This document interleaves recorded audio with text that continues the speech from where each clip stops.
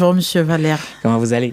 Je vais super bien et c'est un plaisir de te revoir. Je te tutoie. Hein? Ah oui, il n'y a pas de problème. Je te tutoie parce que il a fallu tout à l'heure pour que je me rende compte que je ne t'avais pas encore vu.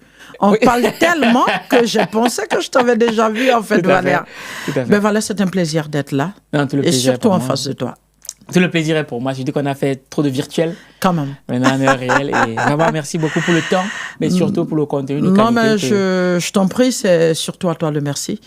Le merci, le fait de me donner cette occasion, voilà, de pouvoir encore m'exprimer encore et encore. Mais voilà, c'est tant mieux. Ben super, super, super. Donc, je sais que vous avez hâte comme moi. Donc, on va rentrer tout de suite dans le vif du sujet. Vous savez, d'habitude, moi, je ne prends pas de notes. D'habitude, je n'ai pas une anti-sèche. Mais aujourd'hui, là, j'ai dit que je dois oublier aucune question. Voilà. Bon, coach, bon, pour les commodités d'usage, hein, pour ceux qui vous découvrent aujourd'hui, qui êtes-vous? Ben voilà, je suis Sangaré Mada, j'ai 52 ans. On ne dirait pas. Hein? Ben oui, je suis mariée, mère de 3 beaux enfants. Oui. Aujourd'hui, je suis d'abord chef et cadre d'entreprise, mais aujourd'hui, je me suis spécialisée dans le coaching de vie. Je suis coach éthique certifié. Je me suis plus spécialisée dans les questions de couple, famille. Voilà. D'accord, ok. C'est succinct. Donc, on va rentrer tout de suite dans le vif du sujet. Très souvent, dans les couples, il arrive un moment où, parce que bon, il y a une citation qui dit que les femmes ont l'horloge biologique, les hommes ont l'horloge financière. Donc, j'imagine un couple qui se met ensemble. Et puis, au bout d'un moment, la femme, elle commence à mettre la pression par rapport au mariage. Parce qu'elle veut, parce qu'elle ne se sent pas rassurée. Moi, ma question est celle de savoir, au bout de combien de temps la femme doit commencer à se poser la question sur est-ce que ce monsieur compte m'épouser ou pas? Ben, le problème qui se pose en général avec les femmes, c'est qu'elles aiment bien mettre la charrue avant les bœufs. Ben, très souvent, les femmes qui se mettent la pression, il faut que tu me maries, il faut que tu me maries, ce sont des femmes déjà qui se sont auto-mariées déjà. C'est-à-dire, elles ont pris leur petit bagage, elles sont allées s'installer chez l'homme, elles s'occupent de lui, elles font tout ce qu'une épouse doit faire pour l'homme. Et puis voilà, monsieur ne se décide pas, la pression commence. Sinon, en général, les femmes qui ont eu quand même cette éducation de comprendre que il faut toujours attendre à être marié avant de vivre avec un homme, ne mettront pas la pression en général. Vous comprenez? Il y a toujours une vie de couple qui s'installe et après, forcément, la pression va y arriver. Puisque l'autre ne veut pas voir l'autre avec quelqu'un d'autre, l'autre ne veut pas voir l'autre avec quelqu'un d'autre, ils se voient de temps en temps, ben, ils ont envie d'être ensemble, ils prétendent qu'ils s'aiment un peu trop. Après, ils pensent que la meilleure façon de s'aimer, c'est vivre dans la même maison. Alors qu'il y a cette histoire d'amour, il y a cette histoire d'être ensemble souvent et il y a le mariage. Ça n'a rien à voir. Vous comprenez? Oui, mais du coup, ça veut dire qu'on peut être, entre guillemets, en couple, on ne vit pas dans la même maison, mais au bout de combien de temps on peut se dire, bon, ok, ça y est, il faut qu'on passe le cap? Ça dépend si on a la chance d'avoir des partenaires vrais. Lorsqu'on a des partenaires vrais, même en 2 mois, en 3 mois, on peut décider de se mettre ensemble. Mais quand on n'a pas de partenaires vrais, quand on a 2 personnes qui s'ignorent elles-mêmes, même après 10 ans, même s'ils se mettent ensemble, ça peut ne pas marcher. Voilà. On dira d'abord que c'est une grâce. Parce que le mariage est d'abord une grâce. On dira aussi que peut-être les facteurs chance peuvent venir peut-être en petite position parce qu'il arrive que des personnes rencontrent des personnes déjà bien positionnées, bien éduquées, bien mises dans leur tête. Avec ces personnes-là, on n'a même pas besoin de faire des années. Même en quelques mois seulement, tu as la personne parfaite en face de toi. Maintenant, même 10 ans avec quelqu'un, voilà, qui a un déficit d'éducation, ben, c'est pas évident. Donc, on peut pas dire exactement à partir de tel moment, on peut vivre ensemble, mais il est important déjà de soi-même se poser la question, je veux quoi? Je vaux quoi? Je suis qui? Et le mariage, c'est quoi? D'accord. Voilà. Et du coup, moi, je reviens sur le volet familial.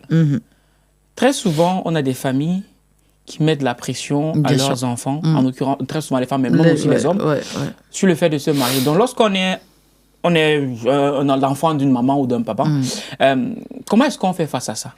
Ben, très souvent, la famille africaine a tendance à croire que c'est le mariage qui stabilise l'enfant. Alors qu'il faut bien que l'enfant se stabilise avant de venir se marier. Le mariage est très complexe. Ah non, non, non, comme il n'est pas stable, comme il n'est pas bien dans la tête, comme il est ceci, cela. Si on lui donne une femme, il va arrêter. Oui. Ah non, comme elle se balade trop, comme on fait ça, si elle se marie, elle va arrêter. Non, je suis désolée. On ne peut pas prendre des poisons pour venir mettre dans des mariages. Non. Et puis, en général, dans les familles africaines, lorsque la fille atteint un certain âge déjà, elle commence à être stigmatisée. Oui, on a l'impression que c'est parce que la mère ne l'a pas bien éduquée, ou bien la mère doit avoir des tares, la mère doit avoir des soucis, la mère doit avoir peut-être une malédiction par derrière. C'est pour cela que sa fille ne se marie pas. Ou bien le jeune garçon, à un certain moment, le père va lui rappeler « Ah non, non, non, tu es devenu grand. » Parce que les gens confondent stabilité et maturité. Oui. Non, non, non, tu es stable, tu as une maison, il faut que tu te maries. Ça n'a rien à voir. En fait, la famille africaine confond tout. Dès le moment où le jeune garçon arrive à travailler, arrive à faire quelque chose, il a une petite barbe quelque part, il arrive à ramener 10 000 à la maison, il peut payer une maison quelque part, on dit non, non, non, il faut que tu te maries. Et la jeune fille, à partir d'un certain âge, tu es trop vieille.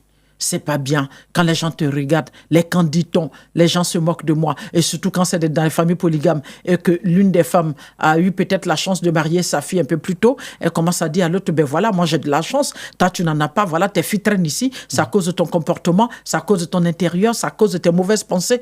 En fait, et tout ça réuni, ça n'arrange pas trop les choses en fait. Et il y a des filles qui se marient parce que je suis obligée de me marier.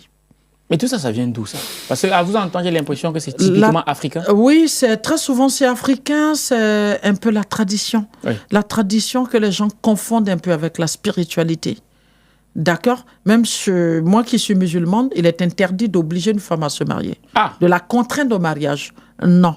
Son avis compte. Et elle a le droit de choisir l'homme qu'il lui faut, bien évidemment, en restant dans les règles, bien évidemment, de sa spiritualité. D'accord? Mais c'est très souvent la tradition. Voilà, la tradition qui dit qu'une femme qui pousse déjà les seins est censée être déjà chez son mari. Une fille qui fait déjà ses premiers menstrues est déjà censée être chez son mari. Alors que très souvent, il prépare la fête du mariage, mais ces filles-là et ces garçons ne sont pas préparés au mariage. D'accord. Et bon, ça c'est... Et maintenant, pour un jeune homme ou une jeune dame qui se retrouve en train de subir toute cette pression-là, vous lui direz quoi, vous? Comment faire face à tout ça? Ben, moi, c'est un peu difficile. Par exemple, tu es d'accord avec moi, Valère, que c'est pourquoi aujourd'hui, je dis aux parents, les parents ont tendance à dire, ton premier mari, c'est le boulot. Oui. J'ai demandé aux parents de changer légèrement cela. Le premier mari d'une femme, c'est son développement personnel. Le premier mari, la première femme d'un homme, c'est sa maturité. D'accord? Voilà. Il y a des parents déjà civilisés qui envoient les enfants à l'école, les enfants réussissent, et par derrière, il y a une bonne éducation qui suit. Vous êtes d'accord que quand on dit à cette femme, par exemple, va te marier, elle a le temps d'échanger avec ses parents.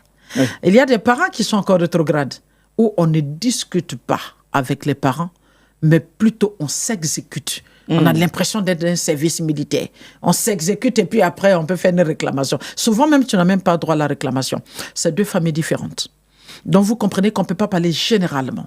Si vous parlez d'une famille où la petite, elle est d'une famille où elle n'a rien à dire, elle n'a pas de mots à placer, elle n'est rien, tout ce qu'elle dit, on lui dit, tais-toi et fais. Si tu ne le fais pas, tu es banni. Elle n'a pas d'autre endroit où partir. Bon, ce genre de fille, je lui dirais, si elle a la chance d'aller à l'école, qu'elle s'attache beaucoup à son école et qu'elle essaie de développer sa personnalité. Parce qu'il va arriver un certain moment où elle va rentrer dans un clash. Parce que quand les parents vont dire et qu'elle se rend compte qu'elle n'est pas prête, qu'elle dit non, tout de suite, il y a des conflits qui vont arriver. Mais les conflits de famille ne tiennent que lorsque par derrière, il n'y a pas de réussite. Lorsqu'il y a une réussite, les conflits s'arrangent seuls. D'accord. Voilà. Et moi, j'ai eu à suivre une dame qui expliquait justement, surtout dans le Nord Cameroun, c'est quelque chose qui est assez récurrent, les mariages forcés. Et justement, on l'a forcée à épouser un monsieur qu'elle n'aimait pas. Elle avait le choix, justement, soit épouser ce monsieur, soit être bannie. Vous lui aurez dit quoi? D'épouser le monsieur malgré le fait qu'elle ne l'aimait pas du tout, ou alors de décider de fuguer? Ben, en général, je ne dirais même pas de fuguer. C'est de chercher d'abord, envoyer les personnes qu'il faut d'abord vers les parents pour en parler. Mais il y a des parents, carrément, ils n'écoutent pas du tout. En effet, Et aujourd'hui, il y a beaucoup d'associations. Il y a des familles, il y a des personnes généreuses qui sont toujours là pour accueillir des personnes, voilà, en état de détresse. Il serait bien qu'elles contactent ces gens-là. Ça va faire peut-être 1 an, 2 ans. Elle sera peut-être loin de sa famille, mais elle devait se rendre compte qu'elle est dans un challenge. Et son challenge, c'est quoi? C'est de rappeler à sa famille qu'elle n'était pas cette fille inutile, mais qu'elle pouvait être meilleure que sa famille ne pensait. Elle doit se battre avec l'aide de Dieu pour être cette meilleure fille. Et en général, les familles, même si c'est 10 ans après, quand tu es meilleure, quand tu arrives, on t'accueille les bras ouverts. Tout à fait, tout à fait. Et question simple, toute simple, à quel moment on est prêt pour se marier? On est prêt pour se marier lorsqu'on a conscience que soi-même, on est une personne déjà prête. Parce que le mariage, il est déjà prêt. Le mariage, il est déjà prêt. Le mariage n'attend pas que quelqu'un vienne faire quoi que ce soit. Non, le mariage, il est déjà prêt. C'est établi par Dieu. Les conditions du mariage, c'est déjà donné. Qu'est-ce qu'il faut faire, qu'est-ce qu'il ne faut pas faire. Le mariage, il est déjà là, c'est tout prêt. Oui. Voilà, il est tout là, au frais. Voilà, ça pourrit jamais. D'accord? Ce sont les humains qui rentrent là-dedans qui ont un souci. Donc, le mariage, on ne se rend compte qu'on est prêt pour le mariage lorsque on se rend compte d'abord qu'on est prêt soi-même, personnellement, psychologiquement, émotionnellement et moralement. Une personne qui a un déséquilibre émotionnel n'est pas prête pour se marier. Et ça se manifeste comment, ça? Ça se manifeste d'où le moment où, à un certain moment, tu doutes toi-même de ta propre personne. Tu ne sais pas qui tu es, tu ne sais pas ce que tu dois faire, tu ne sais pas ce que tu vaux, tu as l'impression que tu es vide, tu n'as rien à donner, alors que le mariage, on vient pour donner. Il n'y a rien à prendre dans le mariage. Donc, quand on a un sac vide, on ne peut pas rentrer dans le mariage. Le mariage n'attend que les personnes qui ont les sacs pleins. Et c'est quoi un sac plein? Et les sacs pleins de quoi? De valeurs intrinsèques. Oui. Ça fait d'abord de stabilité émotionnelle. Oui. D'accord? C'est ça. Et puis, des objectifs réels. D'accord. Et vous avez des fois, dans un couple, ça peut être un homme comme une femme, on s'est dit, OK, bon, financièrement, il est stable, il m'a l'air bien. Comment est-ce que le conjoint ou la conjointe fait pour savoir que lui, ça y est, il est prêt à être mari? Ou alors, elle est prête à être une épouse? Je prends un cas. J'ai un ami qui s'est marié à une femme. Sauf qu'une fois dans le mariage, il s'est rendu compte qu'elle n'était pas prête en ce sens où chaque week-end, elle voulait sortir. Voilà. Et elle avait très souvent du mal à rester pour prendre soin des enfants. Finalement, ils se sont séparés. Voilà. Dans ma question, moi, je suis un monsieur X. Il y a une dame Y. Moi, je suis prêt. Mais comment est-ce que je fais pour savoir qu'elle, elle est prête? La première question, c'est de lui demander, parce que se marier, c'est renoncer. À quoi elle renonce? Si elle est prête à aller se marier. Se marier, c'est renoncer, Valère. C'est clair. C'est renoncer à quoi? Vous êtes d'accord que un homme qui est marié ne peut pas disparaître toutes les nuits et revenir le lendemain? On est d'accord. Alors qu'il a l'habitude d'être un homme de nuit. Ouais. Est-ce qu'il est prêt à renoncer à cela? Se marier, c'est de sortir de la violence et rentrer dans la communication. S'il se trouve que c'est une personne arrogante, est-ce que cette personne est prête à sortir de cela? Se renoncer, ça va de l'empathie. Apprendre à se mettre à la place de l'autre. Apprendre à écouter. Et si c'est une personne qui pense qu'elle peut faire ce qu'elle veut, comme elle veut, est-ce que cette personne est prête à renoncer à ce genre de caractère? Se marier, c'est renoncer. Pour savoir qu'on est prête à se marier, il faut prendre une feuille et écrire d'abord tout ton caractère. Et prendre une autre feuille et mettre « je dois renoncer ». Parce que je dois me marier. Et dans cette feuille-là, cette liste que tu as, tu renonces à quoi? Et tu notes sur l'autre feuille. Ça, c'est un travail à faire à deux. Seul d'abord. OK. Bon, moi, je parle de moi. Maintenant, quand tu réussis à faire ce travail de toi, maintenant, c'est le même travail que tu demandes à l'autre. Dis-moi que... Parce qu'on ne se marie pas sur un coup de tête, Valère. Moi, je suis une jeune fille, j'aime bien Valère, je veux me marier avec Valère. Je vais commencer à te côtoyer pendant un moment. Il y a des signaux, hein? Il y a toujours des signaux. C'est parce que c'est cette histoire de je t'aime qui rentre là-dedans, qui commence à aveugler tout le monde, ça commence à rendre tout le monde sourd, personne ne veut écouter. Moi, j'arrive une fois, je trouve Valère avec une fille dans le lit. Non, en fait, c'est normal, tu ne feras plus ça, je suis en train de me préparer à me marier. Ben voilà, donc, comme on est dans un moment, tu n'es pas là, c'est pour cela. Il trouve toujours des raisons, voilà, à la bêtise qu'il fait. Tu vois Valère toujours avec des femmes. Tu le surprends toujours avec des femmes. Oui. Me pose la question à Valère. Est-ce que tu es prêt à renoncer? Mais je peux vous dire oui alors que ce n'est pas le cas. Ce n'est pas le cas. Alors que tu sais que c'est un homme qui aime les femmes. Et on ne peut pas prétendre aimer toutes les femmes et vouloir se marier à une seule femme. C'est pas possible. Non, il ne faut pas se flatter. Comme on a tendance à dire non, si tu vois que je sors avec les femmes, ce n'est pas parce que je n'aime pas ma femme. C'est du gros et n'importe quoi. Ce n'est pas possible. On ne peut pas vouloir se marier et avoir tendance à courir après toutes les femmes du monde. C'est pas possible. Il faut que chacun aille au fond de sa personne et se demander, est-ce que j'ai une belle éducation? Sinon, je m'auto-éduque d'abord. Et comment est-ce qu'on s'auto-éduque? On s'auto-éduque en s'asseyant. Valère, tu es d'accord que toi et moi, en nous tous vit le bien et le mal, hein? Tout à fait, oui. L'auto-éducation, c'est de faire dormir le mal en soi et réveiller le bon sur sa personne. C'est possible, ça? C'est très possible. C'est ça. Ça dit travailler sur sa personne. Et de manière pratique, j'imagine quelqu'un qui nous écoute, un jeune qui peut avoir 18 ans, 17 ans, comment est-ce qu'il travaille sur sa propre personne? D'accord. Travailler sur sa propre personne, d'abord, comme je l'ai dit, c'est de se demander d'abord, je viens d'où? Je suis de quelle religion? Ça compte. Je viens d'où? Je suis de quelle religion? Et quelle personnalité je veux refléter? Et je veux me rassurer d'abord que j'ai quel potentiel, j'ai quelle valeur. C'est très important. Moi, par exemple, je passe mon temps à fumer n'importe quoi. Oui. Et je sais que dans cet état-là, je ne suis plus moi-même. Et je dois faire n'importe quoi. Alors que je suis appelé à être mari et père. Être mari, c'est avoir de l'attention. Être mari, c'est être posé dans la tête. Être père, c'est celui-là qui donne de bons exemples. Mais je fais quoi? Je me débarrasse de ça comment? Si je fume 5 par jour, chaque jour, je me donne le challenge. Comme je dois être père et mari dans tel nombre de temps, je commence à diminuer jusqu'à arrêter ça d'abord. Mais tant que tu es dans ça, dis-toi que tu n'as pas le droit de te marier. Parce que dans cet état-là, tu ne peux pas être un bon mari, tu ne peux pas être un bon père. D'accord. Bon, on va revenir sur vous un peu plus. Vous êtes une femme, vous êtes une figure qui inspire beaucoup de femmes aujourd'hui. Vous êtes prise comme beaucoup de femmes vous admirent. Comment est-ce que vous êtes auto-éduquée? Ben, moi, je me suis auto-éduquée. Il faut dire que d'abord, moi, je me suis attachée à la spiritualité tôt. Oui. La chance que j'ai eue, j'ai puisé mon auto-éducation dans la spiritualité. Et j'ai eu le b.a.-ba déjà avec mes parents. Oui. Où dans ma famille, on me disait, une femme ne fait pas ci, une femme ne fait pas ça. La seule chose que je n'ai pas trop écoutée, voilà, il faut que tu comprennes que tu n'es rien. Quand tu te maries, tu n'es rien. Ça, je n'ai pas écouté ça du tout. Au contraire, quand moi je me marie, je suis quelqu'un parce que je viens pour accompagner quelqu'un, je viens pour compléter la vie de quelqu'un. Et si je ne suis rien, je ne veux pas compléter la vie de quelqu'un. Mais la seule chose qu'on m'a rappelé, tu es une femme. Fais attention à ton panier. Une femme ne défait pas son panier avec n'importe quel homme. On ne fait ça qu'avec son mari. Une femme ne parle pas comme ça. Une femme ne se tient pas comme ça. Une femme doit être réservée. J'ai eu des b.a.-ba. Et après, à la longue, je me suis attachée à la spiritualité. Et ma spiritualité me dit quoi?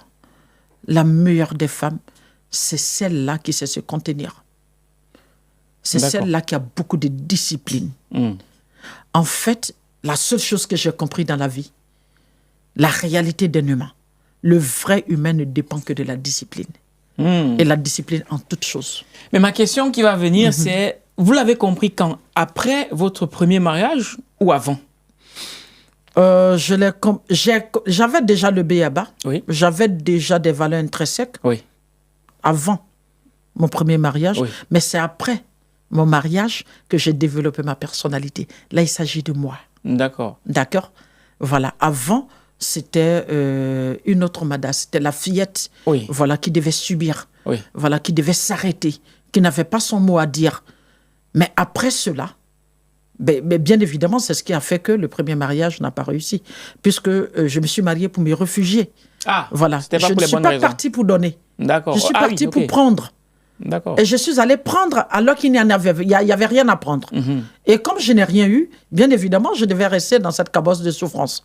Imagine-toi que quand tu pars à la chasse, tu pars pourquoi? C'est pour avoir un gibier. Tout à fait. À ton retour, si tu n'as pas de gibier alors que ta famille a faim, en rentrant, tu souffres d'abord toi-même personnellement. Tu as l'impression que tu as perdu ta personnalité, tu n'es plus toi-même. En rentrant, les enfants ne te verront pas comme un père digne, ta femme ne te verra pas comme un mari digne. Et en rentrant, tu viens t'asseoir, on te dit, mais on fait comment? Et tu assis, tu regardes ta famille. Je ne sais pas comment on va faire. Je suis désolée, attendez demain. Alors que les enfants ont fait madame a faim. Voilà. C'est après ça que j'ai développé ma personnalité. Et de comprendre que moi aussi, je pars pour donner. Et je pars pour donner quoi? Et c'est ce que j'ai essayé de rattraper rapidement. Et le plus important, c'était d'abord ma personne. Il fallait d'abord que j'ai un équilibre moral. L'équilibre moral, c'était quoi? C'était réellement de comprendre d'abord qu'est-ce qu'il me fallait pour être la personne que je veux.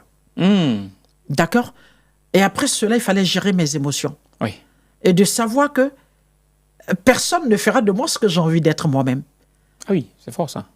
Il fallait que ça passe par moi-même. Et passer par moi-même, c'était quoi? Il fallait d'abord que je me fixe un objectif. Mon objectif, c'est quoi? Je voulais être une femme intellectuelle, une femme bien mise dans la tête. Et pour cela, il fallait aller vers le savoir.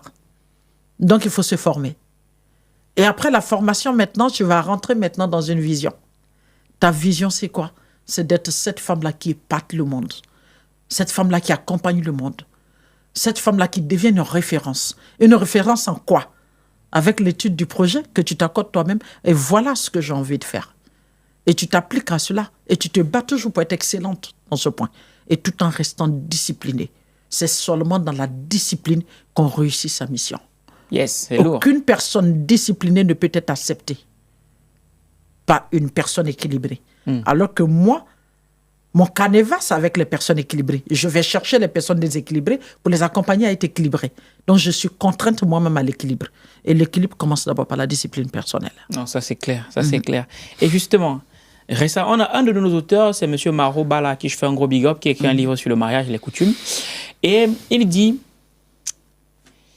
on n'est pas obligé d'épouser la femme qu'on aime. Mais on est obligé d'aimer la femme qu'on épouse. Qu'est-ce que vous en pensez? C'est tellement réel. On n'épouse pas la femme qu'on veut, mais on épouse la femme qu'il faut. Mais comment être bien avec une personne qu'on n'aime pas? En fait, il faut que les humains commencent à se réveiller, à sortir des émotions qui n'ont pas de sens. Mais les émotions ont quelque part un but. C'est quand même là pour nous guider. Je suis d'accord, mais l'excès d'émotions, c'est gênant. Est-ce que aimer, c'est un excès? Trop aimer, c'est un excès. Il faut être réaliste. Ça peut aussi être beau d'aimer. C'est beau d'aimer, mais quand on doit aimer quelqu'un qui te fait souffrir, tu n'aimes plus, tu te maltraites. On est d'accord. Tu es d'accord avec moi? Je suis tellement d'accord avec ce monsieur. Après, tu me donneras son contact. Oui. Lorsqu'on a la femme qu'il faut, la seule chose qui nous manque, la seule chose qui serait nulle de notre côté, c'est de ne pas aimer cette personne. Mais par moments, l'amour permet de supporter certaines choses aussi. Moi, je ne suis pas trop d'accord avec ça. Valère, moi, à mon âge, ne me demandez pas d'aimer quelqu'un qui me brise le cœur, d'aimer quelqu'un qui ne me considère pas, d'aimer quelqu'un qui me fait croire que je suis trop vieille, sans lui, je ne peux pas être quelqu'un. Je suis désolé, cet amour, il ne peut plus exister. Non, je suis désolé. Là, peut-être parce qu'on voit le cas extrême, mais l'amour, par exemple, peut permettre d'accepter certains défauts. En fait, c'est ce que vous pensez. Il y a plein de femmes qui viennent à mon cabinet, ça pleure. Je veux divorcer. Ouais. Et pourquoi tu veux divorcer? Mon mari ne me respecte pas. Mon mari ne me considère pas. Et quand tu poses la question, est-ce que tu aimes ton mari? Elle te dit oui. Mais l'inverse est aussi vrai. Vous comprenez ça comment? Mais l'inverse est aussi vrai. Ah oui? Dans ce sens où on a des femmes ou des hommes qui ont devant elles l'homme ou la femme parfaite, qui coche toutes les cases, mais elles ne l'aiment pas. Ça dépend. Mais c'est très récurrent. Ça dépend, mais comme je l'ai dit, il faut que les personnes soient réalistes. Quand on parle de mariage, on rentre dans la réalité. Oui. Est-ce que vous comprenez? Quand on parle de sexe, on parle d'amour. Quand on parle de mariage, c'est au-delà du sexe, c'est au-delà de l'amour. L'amour seul ne suffit pas pour un mariage. Qu'est-ce qu'il faut alors? Pour se marier, qu'est-ce qu'il faut? Ce qu'il faut, c'est ce que je te disais tout à l'heure, c'est d'être sûr au moins qu'on est avec la personne qui peut t'aider à avoir une certaine stabilité, une grande maturité. Mais dans ce cas, restons avec des amis. Les amis peuvent aussi nous aider. Après, il y a le côté sexe qui va intervenir. Dans ce cas, on peut se trouver quelqu'un avec qui on a du sexe. Justement, voilà pourquoi je disais que le mariage n'a rien à voir avec le sexe et cette histoire d'amour. C'est quoi le mariage, du coup? Le mariage est décrit par Dieu lui-même. Mais dans ce mariage... C'est l'union de deux personnes. Qui s'aiment? Je suis d'accord. Oui. Qui s'aiment. Et deux personnes qui vont changer, qui vont partager pendant 30 ans, 40 ans.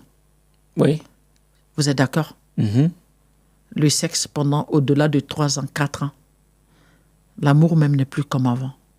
Oui. Tu es d'accord? Oui. Pourquoi vous, les hommes, vous aimez tourner partout? Attendez, justement, on va rentrer dans le vif du sujet. Parce que votre épouse est là, elle vit avec vous. Tu sens la paix. tu es tranquille. Elle te booste, elle t'accompagne, elle te fait de beaux enfants. Elle arrondit les 4 angles. Quand tu rentres chez toi, tu te sens homme. Mais malgré ça, vous tournez après encore, les filles. Pourquoi? Parce que le sexe ne suffit pas. Est-ce que vous pensez que les hommes sont plus infidèles que les femmes? Bon, oui, je le dirais totalement. Ah oui. Bon, et j'ai reçu récemment une dame qui pense le contraire. C'est juste que les femmes cachent mieux et se plaignent plus. Non, je suis désolée. Parce que le problème qui se pose, je ne dis pas qu'il n'y a pas de femmes infidèles. Je ne dis pas qu'il n'y a pas de femmes infidèles. D'accord? Mais les hommes ne le font pas plaisir. Les hommes le font parce qu'ils veulent être des gentlemen. Les hommes, souvent même, ils le font pour se challenger entre eux. D'accord? Mais une femme infidèle, c'est toujours une raison d'aller chercher quelque chose qui lui manque. Donc pour vous, si les femmes sont infidèles, c'est parce que les hommes ne leur apportent pas ce qu'elles recherchent. Et j'ai dit les femmes, je n'ai pas dit les filles. Hein. Ne confondez pas les choses. Quand je parle des filles qui pensent qu'avec leur corps, elles peuvent faire ce qu'elles veulent, elles sont les plus belles, et pour elles, le sexe, c'est un amusement. Je ne parle pas. Moi, je ne parle jamais des filles. Je parle des femmes. Des femmes qui savent ce qu'elles veulent. Des femmes qui sont bien mises dans la tête. D'accord? Des femmes qui savent pourquoi elles sont nées, où est-ce qu'elles vont. Je parle de ces femmes. La plupart de ces femmes, les retrouver dans l'infidélité, c'est pas erreur. Comment on est infidèle par erreur? Oui, on peut être infidèle par erreur. Est-ce que vous pouvez nous expliquer? Je t'explique pourquoi on peut être infidèle par erreur. Imaginez-vous, Valère, un homme qui marie sa femme. Hier, j'en ai eu plein comme ça dans mon inbox quand j'étais même en direct. Ça fait 6 mois, ça fait 1 an, ça fait 2 ans, il ne touche pas sa femme. Et il n'y a pas de raison. Ce n'est pas qu'elle n'est pas belle, qu'elle n'est pas propre. Et ce n'est pas qu'elle a fait quelque chose d'autre. Parce que tout simplement, monsieur pense que ce qui est dehors est mieux. Mais les gens diront, il y a toujours une raison. Mais souvent, quand tu le fais asseoir et pour demander, pourquoi tu ne touches pas ta femme? Non, ce n'est pas que je ne la touche pas. Ben, quand je rentre, je suis fatiguée. Quand je rentre, elle s'occupe des enfants. Quand je rentre, elle est en train de faire quelque chose. Non, ce n'est pas parce que je ne l'aime pas. Ben, c'est parce que mon projet me prend trop la tête. En fait, ils n'ont même pas d'argument. Parce que tout simplement, ils savent bien. Ils pensent qu'on leur fait ça mieux dehors qu'à la maison. Mais est-ce que vous comprenez? Oui. Une femme qui est dans ça, qui n'a pas une spiritualité bien assise, qui n'a pas un contrôle de sa personne réellement, elle peut rentrer dans ça vite fait. Parce qu'elle a un besoin physiologique. Mais elle en ressort aussitôt. Bon, souvent, ça arrive que les femmes, par rapport aux hommes qui sont très souvent demandeurs, d'après ce que les études disent, ça peut arriver que des femmes disent non pendant longtemps. Et récemment, on a eu une chroniqueuse sur un média en Côte d'Ivoire. Qui dit non à son mari? Qui disait justement ça, qu'elle peut faire, elle peut dire, si elle n'a pas envie, elle peut faire 1 mois, 2 mois, 3 mois, 6 mois, si le mec force, c'est du viol. Je ne sais pas si vous avez entendu parler, ça fait un petit peu. Oui, j'ai suivi ça. Quand une femme le dit, les femmes applaudissent. Non, je suis désolée, les femmes ne peuvent pas applaudir. C'est des filles qui applaudissent. Je dis, il ne faut pas confondre les choses. Ce sont des filles qui applaudissent. Des filles qui n'ont pas encore compris ce que c'est que le mariage et leur rôle dans le mariage. À part les monstrueux, on ne peut pas dire non à son mari, sauf cas de maladie. Si on ne se sent pas bien, c'est normal. Et monsieur ne peut même pas te forcer parce qu'il sait que sa femme ne se porte pas bien. C'est une question d'éducation. Au coup des monstrueux, c'est normal que l'homme puisse se dire non, c'est un moment où, voilà, j'attends qu'elle se repose, qu'elle finisse et tout ça. C'est pas possible. Un couple qui vit bien, un couple qui se respecte, une femme qui sait pourquoi elle est rentrée dans une vie de couple, ne peut pas se dire je fais 1 mois, je fais 2 mois et que je dis non à mon mari. Pourquoi? Parce que c'est toi qui vas décider ce qu'il faut faire dans la vie de couple. C'est toi qui décides selon tes humeurs. C'est toi qui décides. Ce monsieur doit être on doit mettre son mari bien quand? On doit penser à son mari quand? On doit faire plaisir à son mari quand? Non, c'est ça aussi le gros problème des vies de couple. Mais très souvent, quand ça existe dans une vie de couple, c'est une vie de couple qui ne marche pas. Il faut se dire la vérité. 3 mois, 2 mois, 4 mois, 5 mois, c'est une vie de couple qui ne marche plus. Il y a quelque chose qui a séparé. Il y a quelque chose qui a éloigné ces 2 partenaires. Ce sont 2 personnes qui s'aiment, qui se respectent, qui s'écrivent au moins 2 fois, 3 fois au cours de la journée. Comment tu vas? Tu vas bien? Tu rentres à quel moment? Le monsieur, en rentrant de chez lui, sa femme se lève pour aller chercher son bisou. Fait la table, vous mangez ensemble. Et madame, quand elle est dans la cuisine, monsieur s'approche comme ici en Europe. Quand elle lave les assiettes, il a le temps de rincer, nettoyer et déposer. Il a le temps de taper sur les fesses de sa femme, lui fait un bisou sur le cou. On ne peut pas se dire qu'après, quelque chose ne peut pas se passer. Maintenant, quand chacun court après son euro, quand chacun court dans sa vie, quand chacun pense que la vraie vie, ce sont les billets de banque que je vais avoir. La vraie vie, il faut qu'on dise que je suis moi. La vraie vie, il faut qu'on dise que je suis arrivé. La vraie vie, je dois être cette femme qui a toutes les marques, qui voyage en classe à faire, qui fait ce qu'elle a envie de faire. Tu rentres quand tu veux chez toi à la maison, tu fais ce que tu veux. Tu dois donner ça à ton mari quand tu veux. Mais ça, ce n'est plus un mariage. Non. Voilà pourquoi je dis il y a plein de personnes qui sont ensemble, mais qui ne sont plus mariés. Alors qu'ils ont leur alliance au doigt. Ils ne sont pas encore allés devant le juge. Non, c'est fort, c'est fort. OK. Donc, puisqu'on parle de l'infidélité, même si c'est la question que je m'apprêtais à poser plus tard, c'est une question qui, je sais, fait couler beaucoup d'encre. D'ailleurs, ça a fait l'objet d'un livre, Les cicatrices de l'infidélité. Moi, j'ai une question. Qu'est-ce qui peut... Vous en avez parlé quelque peu en amont, mais pourquoi est-ce que certaines femmes deviennent infidèles? Comme je l'ai dit, l'infidélité, très souvent, c'est un déficit d'abord spirituel, et un déficit éducationnel. C'est tout. Moi, je ne donne pas de raison à l'infidélité. Donc ça concerne qui? Les hommes et les femmes ou uniquement les femmes? Les deux. D'accord. Et comment faire face à ça? D'abord, d'un point de vue masculin, un homme qui se rend compte que sa femme est infidèle, comment est-ce qu'il doit réagir? Ben, si moi, j'étais un homme personnellement, oui, et que je me rends compte, parce que dans la vie, il faut apprendre à se mettre en cause aussi. Oui. D'accord? C'est vrai que très souvent, je n'aime pas donner les raisons de l'infidélité, mais il y a beaucoup de personnes qui ne savent pas faire violence sur les chairs. Il y a des personnes qui n'ont pas les âmes plus hautes que la chair. Oui. Parce qu'ils ne sont pas trop ancrés dans la spiritualité. Donc la chair prend le dessus. Et la chair a ses envies. Et quand la chair a ses envies, rien ne l'arrête. La seule chose qui arrête les envies de la chair, c'est de l'esprit quand c'est en hauteur. C'est tout. Donc vous êtes d'accord qu'une femme qui a un déficit spirituel, qui n'est pas en Dieu chez elle. Je vais te définir tout à l'heure ce qui veut dire femme. Le F de la femme, c'est la foi. Une femme qui n'est pas en Dieu est à moitié vide. Et c'est cette moitié-là qui ouvre la porte certainement à l'infidélité. Ça veut dire que beaucoup d'Européennes sont à moitié vides. Je ne peux pas me permettre de dire ça. Mais c'est selon ce que je dis.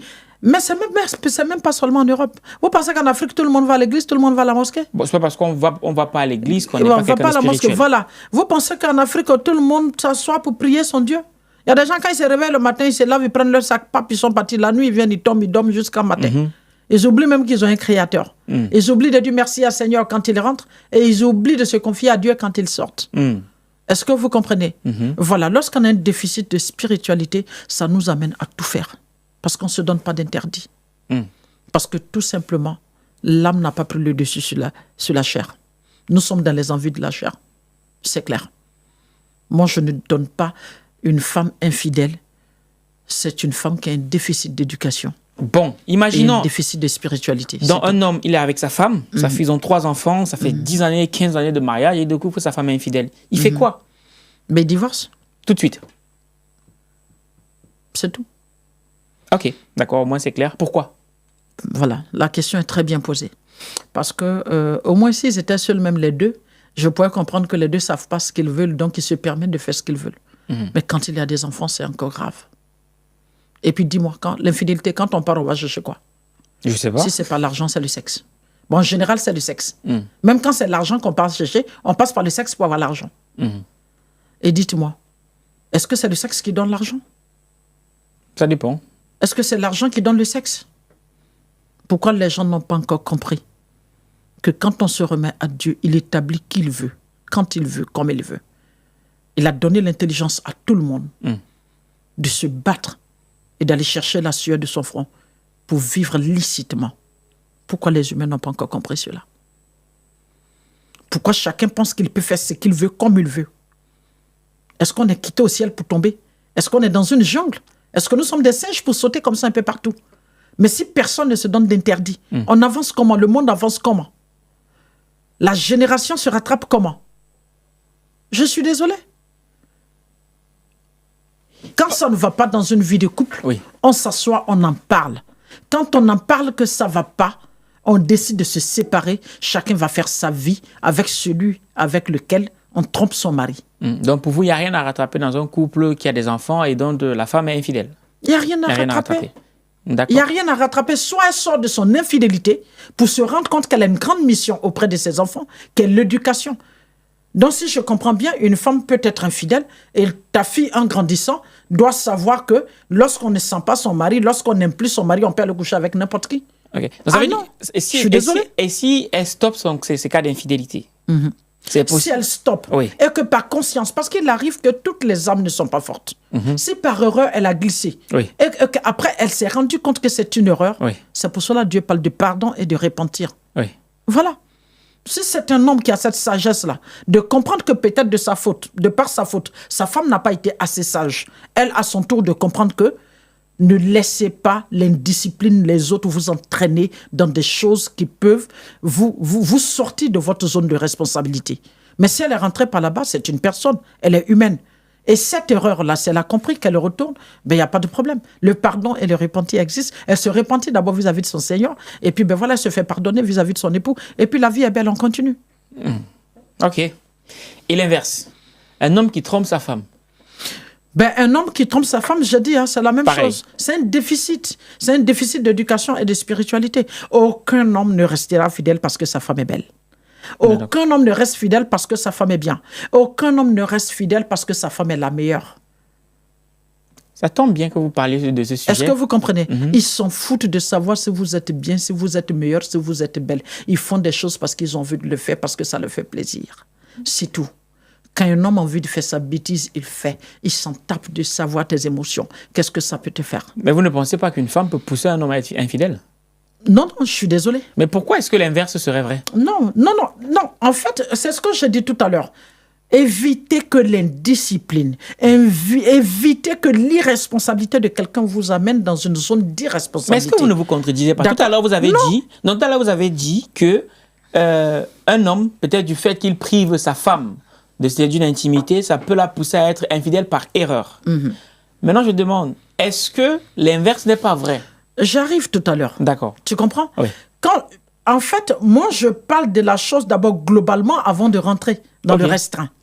Globalement, personne ne peut faire une bêtise et prétendre que c'est à cause d'eux. Il n'y a pas de à cause d'eux qui tiennent. On a tous eu une éducation. D'accord? Et si par chance on a une spiritualité, on peut se référer à ça pour dire qu'il y a des choses que je ne peux pas faire à cause de quelqu'un. D'accord? Mais comme je l'ai dit, nous sommes des humains. Tout le monde ne peut pas être au même degré de foi au même moment. Tout le monde ne peut pas avoir la sagesse au même moment. Tout le monde ne peut pas avoir la discipline au même moment. D'accord?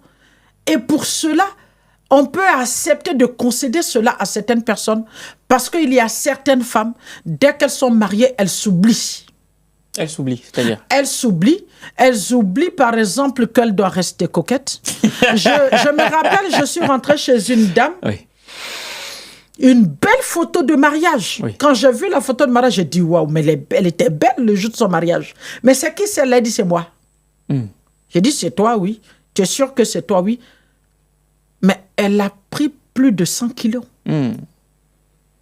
Elle a pris plus de 100 kilos. Dites-moi. Est-ce qu'il y a une raison? Non, j'ai fait des enfants, j'ai fait la césarienne, c'est à cause de ci, c'est à cause de ça. Non. Les 100 kilos, c'est même pas pour ton mari.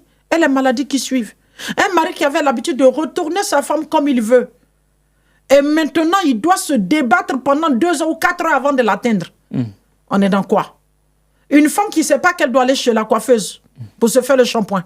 Et à cause de l'odeur de ses cheveux, son mari est obligé de venir dormir au salon. Et après, elle se plaint, mon mari dort au salon, c'est qu'il a des maîtresses. Alors que c'est à cause de l'odeur de tes cheveux. Une femme qui ne sait pas qu'elle doit s'épiler. Une femme qui ne sait pas qu'elle doit tenir sa maison. Il y a des hommes, tant qu'ils ne disent pas, leurs femmes changent le drap, elles ne peuvent pas changer. Il y a des femmes, il y a des hommes, tant qu'eux-mêmes ils ne se lèvent pas pour laver les salles d'eau. Souvent, la femme ne peut pas. Tant que lui-même, il ne change pas la serviette, pour elle-même, ils ne peuvent pas. Et voici un seau comme ça où tous ses dessous sont là-bas. Même pendant les menstrues, tout est déposé là-bas. Souvent, c'est monsieur qui doit récupérer tout ça, mettre dans le sachet et puis jeter. Et pendant des rapports sexuels, c'est les odeurs à ne pas en finir. Alors que le cerveau a horreur de la mauvaise odeur. Le cerveau s'oxygène avec de la bonne odeur. Mais une femme qui ne peut pas se tenir, qui ne peut pas tenir sa maison, qui est incapable de regarder son mari. Il y a 3 codes dans la vie d'une femme. Le premier code, quand ton mari te regarde, il doit te désirer à chaque instant. Quand vous m'avez vu tout à l'heure, vous m'avez dit, mais coach, vous faites plus jeune que sur les réseaux sociaux. J'ai 52 ans. Et je prends soin de moi tous les jours. Parce que j'ai envie que mon mari me désire. D'accord?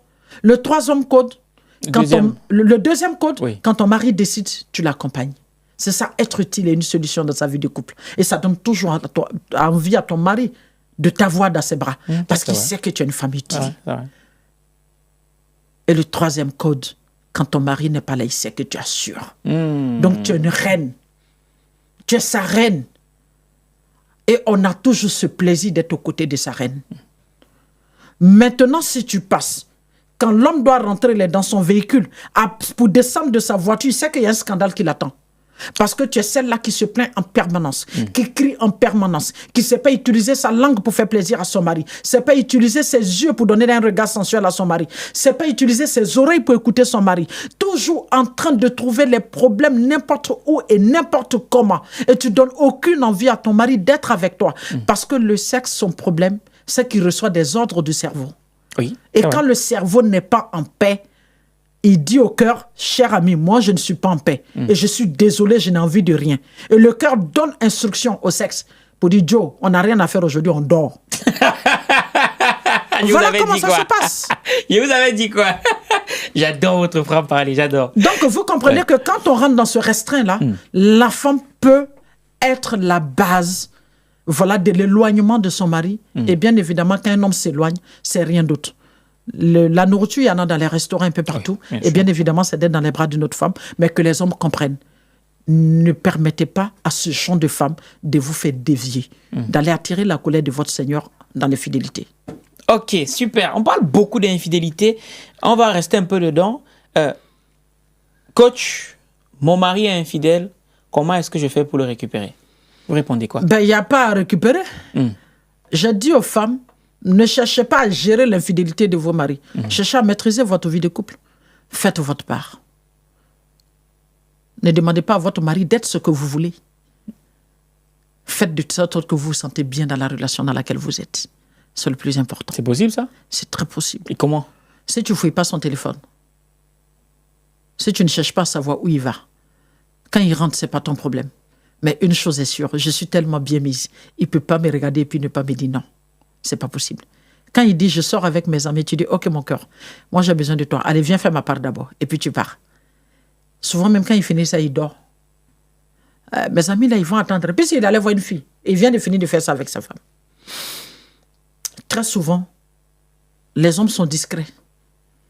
Les hommes sont très discrets. Dans leurs bêtises, ils sont discrets. Ça y est, dans leur téléphone, leur truc, tout ça. J'ai dit aux femmes, le téléphone d'un homme, c'est un sac de piment.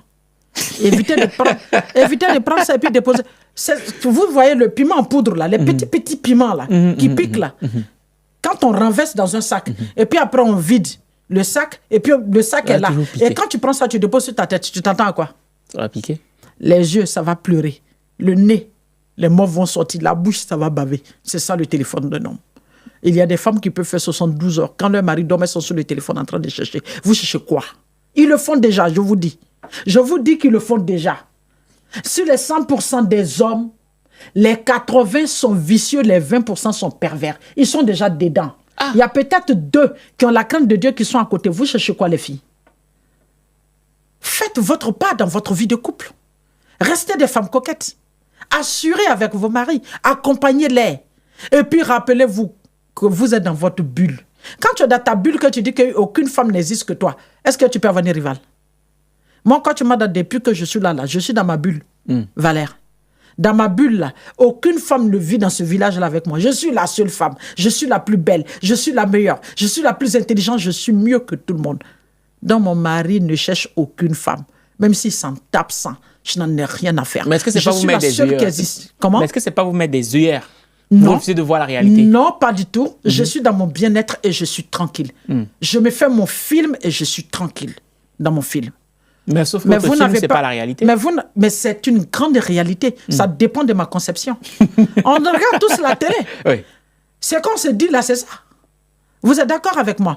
Mais vous n'avez pas compris même que le mariage, c'est un film. C'est le meilleur scénariste qui gagne.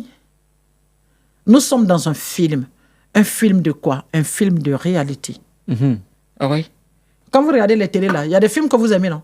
Oui. Quand vous regardez le film, là est meilleur. Il t'est pas arrivé de regarder des films plus de 6 fois, 20 fois, 40 fois? Bien sûr, bien ben sûr. voilà, moi, je suis dans mon film et je regarde ça tous les jours que Dieu fait. Et j'ai ma paix, je suis tranquille, je suis open. Est-ce que tu comprends? Voilà, pourvu qu'il ne m'étouffe pas. Parce que j'ai une vie à mener, moi aussi. D'accord. J'ai aussi ma vision. Et l'inverse pour un homme, c'est pareil? Ben c'est pareil. C'est pareil. Tu verras des femmes qui diront, mon mari même, quand je sors, il ne se plaint pas. Il ne me demande jamais où je vais. Quand je lui dis que je vais avec mes amis, même quand je rentre tard, il ne se plaint pas. Mais c'est un homme qui est open. Mon épouse, je l'aime. Elle m'a donné la preuve que c'est une femme sérieuse. Je ne l'ai jamais vue courir, n'importe comment. C'est une femme, depuis que je l'ai connue, je sais qu'elle a une bonne éducation. Et elle a le droit de sortir avec ses amis. Elle a le droit d'avoir une zone de plaisir. Et le jour où j'ai besoin d'elle, chérie, tu sors aujourd'hui. Non, tu ne sortiras pas aujourd'hui, mon petit corps. Moi, j'ai besoin de toi. C'est tout. Et puis, la vie est belle. La vie est belle comme ça. Tu sors, tu vas où? Tu fais quoi? Tu fais qui? Tu es où? Tu rentres quand? Mais attends. Quelqu'un, il est dehors avec sa maîtresse, en train de s'amuser. Et puis toi, tu es à la maison, tu rentres au fou, tu te crames. Et puis voilà, quand il rentre maintenant, il est assis maintenant. Et puis c'est un scandale. C'est parti comme ça pour un scandale de 2 mois. Monsieur te dit, il y a quoi? Tu m'as vu faire quoi? Effectivement, tu n'as pas les preuves.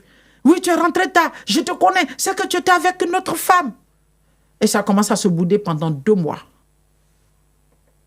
2 mois. Est-ce que vous savez ce qu'on perd pendant 2 mois lorsqu'on n'est pas en paix dans une vie de couple? C'est une éternité. Une seconde de colère, de scandale perdu dans une vie de couple, ça ne se rattrape jamais.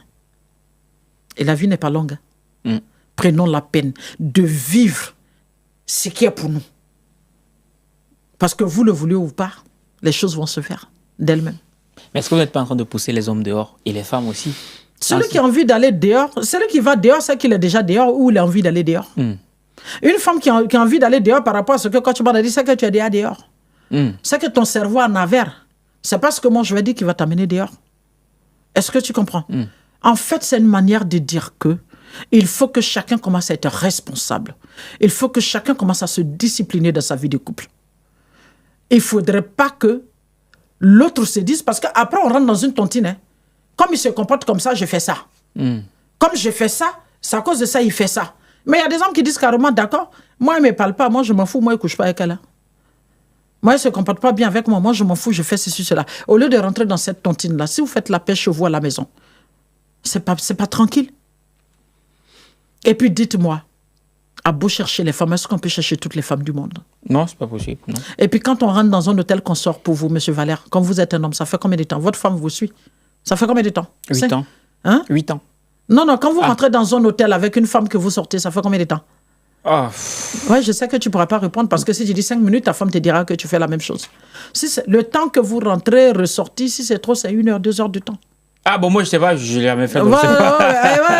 C'est ça. Tu ne l'as jamais fait, personne ne l'a jamais fait. Mais est-ce que vous pensez que 2 heures du temps doivent vous permettre de détruire toute une vie vous avez choisi de faire avec une personne qui vous a choisi, qui vous aime? Et surtout quand il y a des enfants. Je dirais non. Je dirais non. À un certain moment, il faut s'asseoir et se demander qu'est-ce que je veux. Si c'est toutes les femmes que tu veux, est-ce que tu es obligé de te marier? Non. Tu n'es pas obligé de te marier. Tu laisses la porte ouverte, une rentre dans 5 minutes, tu les mets en rang. Tu les fais comme des brochettes. Elles rentrent comme tu veux. Mais quand tu décides de te marier, c'est renoncer. Quand tu décides de te marier, c'est se discipliner. Quand tu décides de te marier, c'est comprendre que je suis obligé de faire attention à la personne que j'ai choisie. C'est le minimum. Ok. Et maintenant, imaginons que un homme ou une femme, bon, il y a un couple. Est-ce qu'il y a quelque chose qu'une femme ou un homme peut faire pour que son conjoint ou sa conjointe reste fidèle? Ah oui. Quoi? De lui donner beaucoup de l'affection. Donner beaucoup d'affection à sa partenaire ou son partenaire. Faire attention à ses yeux, à son nez, à sa bouche et à son oreille. Ça compte beaucoup. D'accord, ok. Au moins... Vous allez me poser la question. Faire attention aux yeux, au nez ou à la bouche, c'est quoi? Justement. Faire attention aux yeux de sa partenaire, c'est de lui monter une bonne apparence.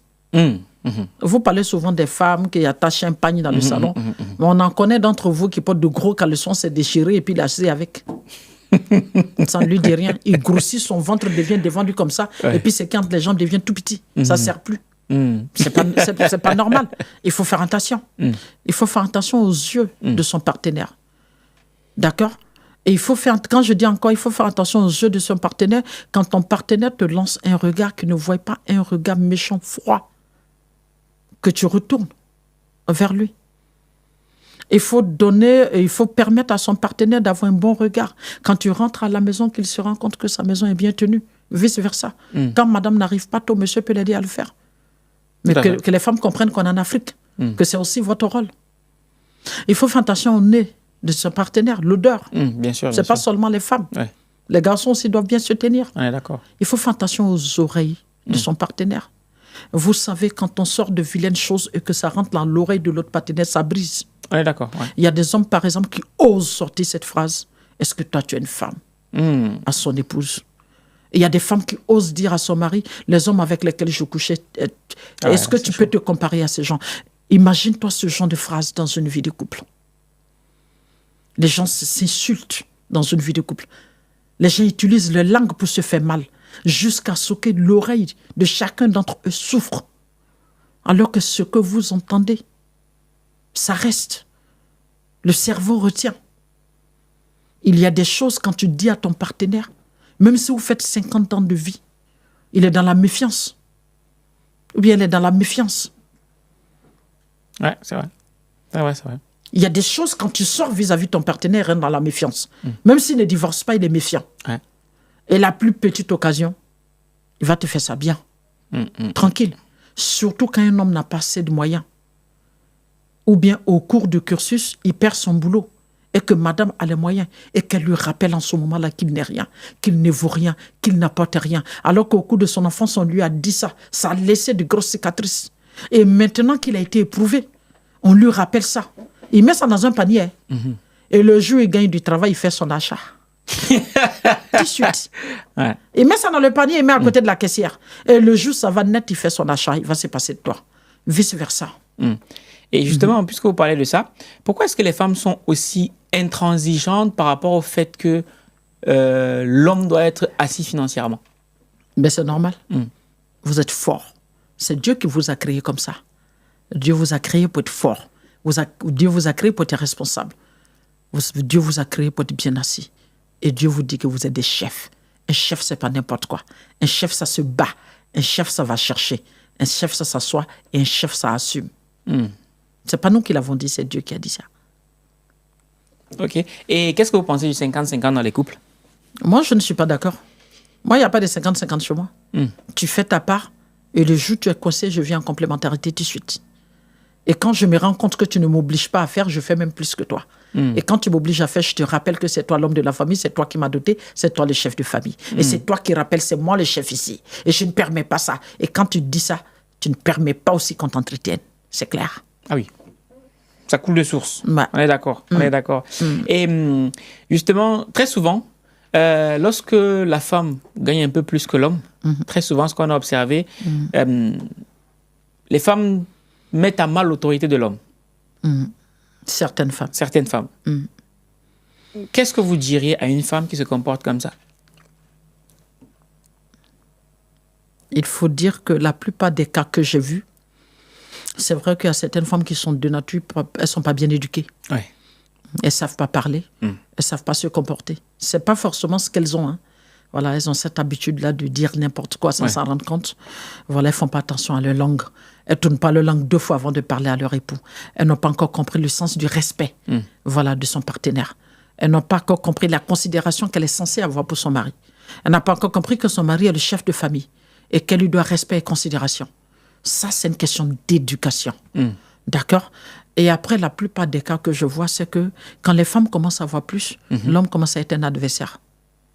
Peut-être parce que la femme le fait sentir inférieur? Non, très souvent, ça c'est l'ego même de l'homme. Oui. Voilà, l'ego de l'homme qui n'arrive pas à maîtriser. D'accord? Il a un orgueil trop poussé. Il se rend compte que sa femme, sa carrière monte très fort. Ça marche, tout va bien pour elle. Elle fait tout. Et souvent même, elles le font avec bon cœur. Je te raconte une anecdote où une femme qui a construit une maison, parce qu'elle voulait faire une surprise à son mari, elle ne lui a pas dit. C'est quand la maison est finie, elle dit à son mari, chérie, j'ai une surprise pour toi. Elle arrive, elle dit, voici notre maison. Il lui dit non, moi je ne déménage pas ici. Est-ce qu'il n'a pas raison? Il a raison et il n'a pas raison. J'explique pourquoi. Elle a fait de bon cœur. Oui. Elle voulait faire une surprise à son mari. Oui. D'accord? Oui. Elle voulait montrer à son mari que la souffrance s'est arrêtée. Oui. C'est pas parce qu'il n'a pas grand moyen qu'ils ne peuvent pas avoir une maison. Oui. Elle se disait certainement, et c'est une réalité, hein, elle se disait, si je lui disais que je suis en train de construire, qu'il n'arrive pas à donner de ciment, il allait être complexé. Donc je voulais finir la maison parce que ça a duré pendant 5 ans la construction. Et je ne voulais pas qu'il souffre pendant ces 5 ans parce qu'il ne pouvait pas apporter quelque chose. Est-ce qu'elle n'a pas raison? Oui, mais à côté de ça, il y a quelque part... Je viens. Ok, d'accord. Okay. Est-ce que là, elle n'a pas raison? Sous cet angle de vue, oui. Et là où elle a failli, c'est que ce monsieur, c'est vrai qu'il ne travaille pas en ce moment, il aurait pu être le chef des chantiers de cette maison. Oui. Elle aurait pu mettre les moyens pour que lui suive la maison, de telle sorte que c'est vrai qu'il n'y a pas son argent, mais le fait de s'être sacrifié, de mettre du temps, de s'arrêter, construire cette maison, il allait se sentir chez lui. Mais souvent aussi, il y a un truc qui est très important à noter, c'est la bouche des femmes. Ça, on ne peut pas le nier. D'accord. Parce que demain, au moindre embrouille, qu'est-ce qu'elle va dire? Oui, de toute façon, tu n'es pas un homme, tu fais quoi, c'est ma maison? Il dit, moi, je ne déménage pas chez une femme, mon père ne m'a pas appris ça. En effet. Et la petite maison que je peux payer, on reste là. Et si tu ne peux pas rester là, que tu vas dans ta grande maison, on divorce. Mais il a fallu qu'on rentre en ligne de compte. Juste pour qu'ils comprennent que à un certain moment, il ne faut pas forcément croire ce que toi tu penses. Mais il faut aussi croire ce que l'autre dit et que l'autre pense. Désolé de te couper en plein milieu de cet épisode. Malheureusement, étant donné qu'on ne souhaite pas que ça dure plus longtemps, nous sommes obligés de diviser ce podcast en 2 parties pour être sûr que tout ce que la coach Mada et moi on a pu te délivrer jusqu'à présent t'intéresse. Cela étant dit, si jamais tu souhaites qu'on diffuse la 2e partie de ce podcast qui, je crois moi sur parole, est beaucoup plus épicée, tu auras une seule chose à faire, c'est partager, liker, commenter cette vidéo. Et bien sûr, dès lors qu'on aura franchi le cap des 500 likes, on diffusera illico presto la partie 2 de ce podcast-là. C'est une manière pour nous d'être sûrs que ce podcast t'aura intéressé. Au-delà de ça, si tu résides du côté du Cameroun, ce 30 novembre et 1er décembre auront lieu la 3e édition du Week-end de l'écrivain, le seul événement de prestige qui célèbre les auteurs, entrepreneurs, visionnaires africains, ceux-là qui écrivent pour impacter. Au cours de cet événement, il y aura également une formation au cours de laquelle on partagera avec toi les nouvelles techniques d'écriture pour écrire son livre en 28 jours top chrono et surtout, comment le vendre. Pour en savoir plus, on te met tout, soit dans le premier commentaire de cette vidéo, ou alors tu auras juste une chose à faire, c'est contacter le numéro qui s'affiche juste en dessous de cet écran. D'ici là, on est ensemble comme en décembre et on se ressemble. Minakano. CRS James. GBS Music. C'est encore moi, c'est encore la 3D. Les éditions Argent Livre. Immortel. Les éditions Argent Livre. Et si je pouvais changer l'histoire, mon expérience j'allais la partager. Car beaucoup d'humains se trompent par faute de recueil pour s'inspirer. Quand on pas de grandir, c'est pas question de l'âge ou de physique. On parle de vision, on parle de rêve. Des livres pour forger le mindset. Les éditions Argent Livre. Concrétisez vos rêves à changeant de vie. C'est l'unité de mesure de la réussite. Coucher ton histoire sous forme de livre. Édition à l'appel, place à Argent Livre. Et y a ceux qui écrivent et ceux qui lisent. Ceux qui écrivent pour changer de vie. Et y a ceux qui lisent et ceux qui écrivent. Ceux qui lisent pour changer. Écrire pour impacter, je suis immortel. Aïe, aïe. Écrire pour impacter, je suis immortel. Aïe, aïe. On veut changer l'histoire, laisser un héritage. Écrire pour impacter, je suis immortel. Aïe, aïe. Donne-moi une feuille et puis un stylo. Oui. Pour s'ouvrir au monde sous forme de plusieurs mots. Frère, tu sais pas besoin d'être au niveau. Argent. Écrire un livre c'est pas affaire d'intello. On renaît de ses cendres grâce à un livre. On raconte les meilleurs grâce à des livres. Et même si t'arrêtais de vivre, tu seras immortel grâce à un livre. Les éditions Argent Livre. Concrétisez vos rêves à changeant de vie. C'est l'unité de mesure de la réussite. Coucher ton histoire sous forme de livre. Édition à l'appel, place à Argent Livre. Et y'a ceux qui écrivent et ceux qui lisent. De l'écrivain. Ceux qui écrivent pour changer de vie. Et y'a ceux qui lisent et ceux qui écrivent. De l'écrivain, ouais. Ceux qui lisent pour changer de vie. Écrire pour impacter, je suis immortel. Aïe, aïe. Écrire pour impacter, je suis immortel. Aïe, aïe. On veut changer l'histoire, laisser un héritage. Écrire pour impacter, je suis immortel. Aïe, aïe. Week-end de l'écrivain. Week-end de l'écrivain. Week-end de l'écrivain. Bienvenue, week-end de l'écrivain. Week-end de l'écrivain. Week-end de l'écrivain. Week-end de l'écrivain. Bienvenue, week-end de l'écrivain. Écrire pour impacter, telle est notre devise. Parce qu'un Africain qui écrit, c'est une bibliothèque qui se construit. On va le faire sans le son, on va le faire ensemble. Écrire pour impacter, je suis immortel. Aïe, aïe, aïe. Écrire pour impacter, je suis immortel. Aïe, aïe, aïe. On va changer l'histoire, laisser un héritage. Écrire pour impacter, je suis immortel. Aïe, aïe, aïe.